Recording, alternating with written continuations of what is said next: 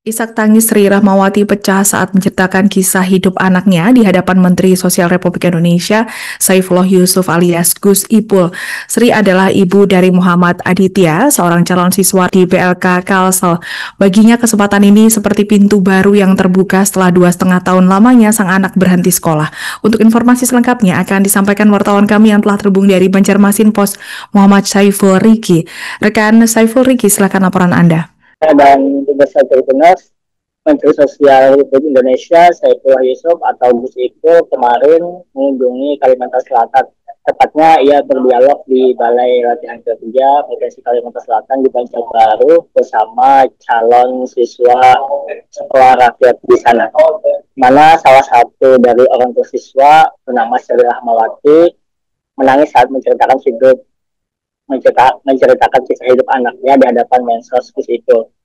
Sri adalah ibu dari Muhammad Aditya, calon siswa sekolah rakyat di BLK Kalsel, yang mana ia merasa kesempatan untuk bersekolah di sekolah rakyat ini seperti pintu baru yang sekolah. Adit sempat sekolah sampai kelas 1 SD, sehingga akhirnya terpaksa putus karena tidak ada biaya untuk melanjutkan pendidikan. Perjalanan hidup Sri memang tidak mudah. Ia sempat menjadi orang tua tunggal maksud kami setelah bercerai dengan ayah Adit sebelum akhirnya menikah lagi. Ini bersama suami barunya, mereka hidup sederhana di rumah kayu berukuran 60 meter persegi di desa Pagatan Besar. Penghasilan keluarga ini hanya sekitar 700.000 per bulan. Apalagi Adit kini tinggal bersama adik tirinya yang masih berusia 1,5 tahun. Meski demikian, Sri tetap berusaha tegar.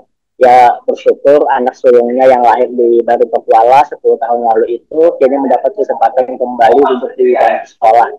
Saat ditanya wartawan, Adit mengungkapkan cita-citanya mau menjadi polisi. Sementara berdasarkan data, Adit ditemukan petugas program keluarga harapan setempat dalam kondisi memprihatinkan.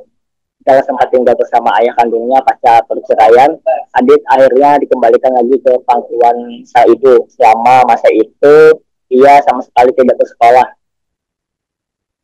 Dalam dialog yang berlangsung lebih 1 jam tersebut, Mensos Gus Ipul mengaku terkesan saat pertemuan dengan para calon siswa sekolah rakyat. Sekolah rakyat di BLK Kalsel sendiri merupakan lukisan ketiga setelah di BBPTKS dan Sentra Budi Luhur di Banjarbaru. Pada tahap awal, tercatat ada 20 siswa tingkat SD dan 70 siswa tingkat SMA yang akan belajar di sana. Jumlah itu masih berpotensi bertambah mengingat kapasitas yang tersedia masing-masing 2 rombongan belajar untuk SD dan SMA. Demikian Alinda, kembali ke studio.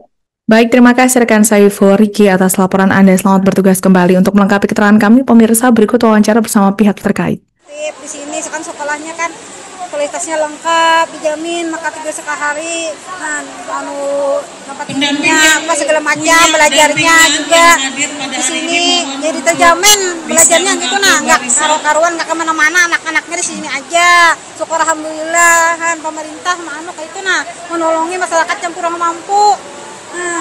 Iya segala macam. Sekolah lah, Bu? Sempat sekolah tapi kada sempat anak kelas 1 ampi. Tahun berapa tuh, Bu? Tahun berapa ya? 2 tahun lebih. 2 tahun sudah. Iya, 2 tahun lebih. Sekolah di sekolah rakyat ya. Cukup mengharukan pertemuan hari ini. Ini pertemuan pertama kami. Kami berharap nanti setelah tanggal 29 dimulai semuanya berjalan lancar. Belajar dari titik-titik yang sudah memulai pembelajaran sejak tanggal 14 Juli ya. Download Tribun X sekarang. Menghadirkan lokal menjadi Indonesia.